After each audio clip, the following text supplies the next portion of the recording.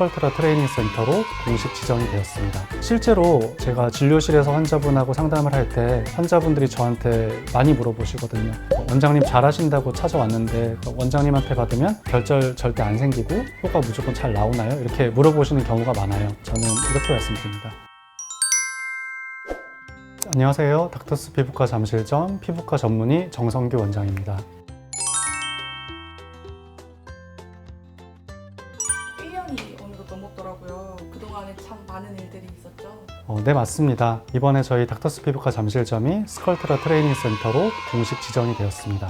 스컬트라 트레이닝 센터는 스컬트라의 부작용을 최소화하고 효과를 극대화하자는 일환으로 스컬트라 본사와 협의해서 지정을 하는데요. 저한테 스컬트라 트레이닝을 이수받으신 분께 그 이수증을 발급해드리고 있습니다. 그리고 현재 저는 스컬트라 마스터 1호로 활동 중이고 여러 가지 국내 학회, 강연 등을 진행하고 있고 어제도 바로 아시아 피부과 성형외과 의사들을 대상으로 스컬트라 부작용의 예방과 치료에 대해서 강의를 하고 왔습니다.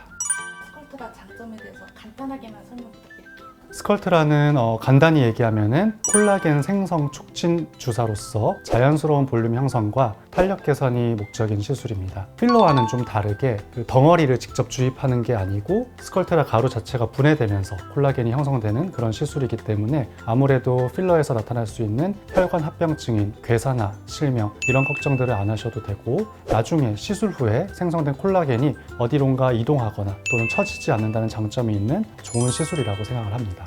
스컬트라를 고민하시는 분들은 결절이라는 부작용 좀 고민을 많이 하시는 것 같아요. 일단 스컬트라는 주사 시술입니다. 그래서 사실 여러 가지 필러나 스컬트라 이런 주입술에 대해서는 많은 분들이 부담을 가지는 건 사실이고요. 실제로도 스컬트라 시술 후에 매우 드물지만 결절이 생겨서 스트레스를 받는 분들도 있는 것으로 제가 알고 있습니다. 하지만 이런 사례들이 좋은 케이스들보다는 아무래도 온라인상에서 주목을 받을 수밖에 없다고 생각을 하고요. 실제로는 스컬트라 시술을 받고 결절 없이 또는 다른 부작용 없이 자연스러운 효과를 보고 만족하시는 분들이 대다수인 것으로 알고 있습니다. 그럼 결절이 생기는 빈도가 대략 어느 정도 되는지? 최근에는 수화 기술이나 스컬트라 시술 기술이 많이 발전을 해서 과거보다 결절 생성 비율이 많이 줄었어요. 과거에는 스컬트라 한 병당 한 5cc 정도의 농도를 희석을 했다면 최근에는 9에서 10cc 정도로 희석을 하고 있습니다. 그래서 아무래도 농도가 좀 묽어지다 보니까 어떤 덩어리가 주입될 확률이 줄어들고 결절 빈도도 많이 줄어든 것 같습니다. 그럼 결절이 생기면은 어떻게 이거를 해결할 수 있을까요? 사실은 결절이 생긴다고 하더라도 우리가 눈으로 보이지 않는 결절은 굳이 치료를 하지 않아도 됩니다.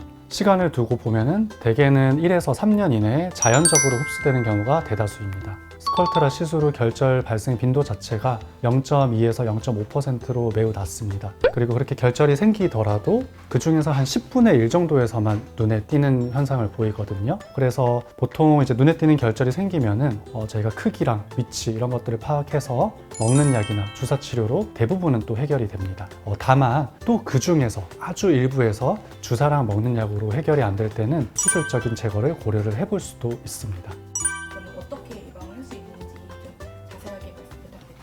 첫 번째로 가장 중요한 것은 시술 부위입니다. 사진을 한번 보시겠습니다. 붉은색으로 표시된 부위가 전 세계적으로 이 부위는 좀 피해서 시술하자 그런 가이드라인인데요. 보시는 것과 같이 이마, 코, 눈 바로 밑, 인중, 턱 끝 이런 부분들이 피부가 굉장히 얇거나 또는 좀 많이 움직이는 부위이기 때문에 결절이 발생할 확률도 좀 더 높고 결절이 발생했을 경우에 눈에 띌 확률이 좀 높은 부위라고 생각하시면 될 것 같습니다. 두 번째로는 정확한 수화 과정을 지켜서 덩어리가 주입되지 않게 하는 것이 매우 중요하겠고요. 세 번째로는 정확한 시술층을 지켜서 주입을 하는 것이 중요합니다. 만약 아주 질긴 상태의 진피내에 직접 주입하거나 근육 내에 주입해서 근육의 움직임에 의해서 스컬트라 용액들이 계속해서 자극을 받는다면 그런 결절 발생 빈도가 높아질 수 있습니다.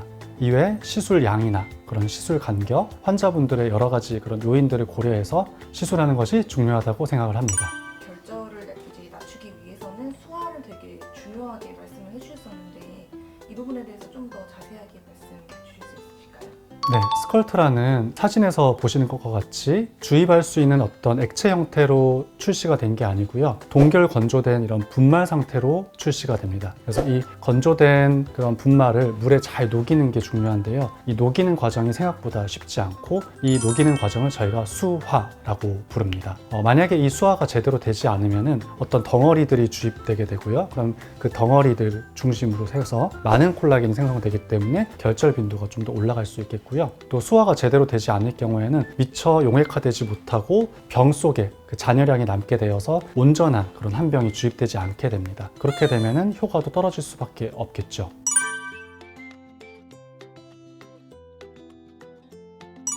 너무 과증식될까봐 무섭다. 일부만 맞으면 안 되냐 하는 질문도 많이 하신다고 들었어요. 저희 병원 같은 경우에는 한 명의 환자를 시술할 때마다 설령 한 병을 다 사용하지 못하는 한이 있더라도 새로운 한 병을 오픈하는 것을 원칙으로 하고 있습니다. 만약에 좀 한 병으로 여러 명에게 시술하고자 20cc, 30cc 이렇게 희석을 하게 되면은 아무래도 농도가 좀 낮아지게 되고 효과가 떨어질 수밖에 없겠죠. 근데 사실은 이런 효과적인 문제는 사실 부수적인 문제고요. 더 큰 문제는 한 병을 여러 명에게 사용을 하게 될 수도 있는 거거든요. 그렇게 되면은 한 병의 그 스컬트라 병에 시간차를 두고 주사기가 여러 번 이렇게 들어가야 되게 됩니다. 그렇게 여러 번 들어가게 되면은 세균 증식이 일어날 확률이 좀 더 올라가고요. 아무래도 여러 명에게 나눠서 시술하게 되면은 그 한 병을 좀 오랜 기간 보관하게 되거든요. 그렇게 되면은 아무래도 용액화된 스컬트라가 변질될 가능성이 좀 더 높은 거거든요. 변질된 용액에 의해서 스컬트라 결절과 같은 그런 부작용 빈도도 올라갈 수밖에 없다고 생각을 합니다. 그리고 본인이 받은 그 시술이 온전한 한 병임을, 정품임을 확인하시려면은 시술 후에 스컬트라 본사에서 제공하는 정품 인증서를 요청하는 것도 좋은 방법이라 생각을 합니다.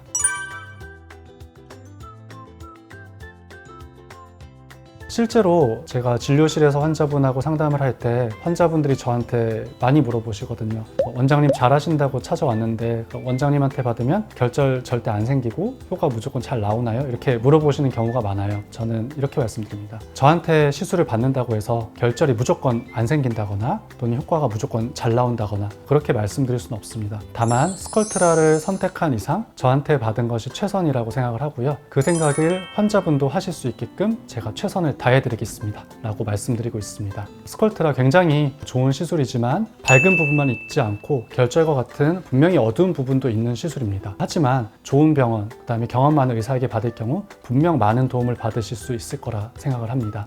이상 스컬트라 트레이닝 센터 센터장 피부과 전문의 정성규 원장이었습니다. 감사합니다.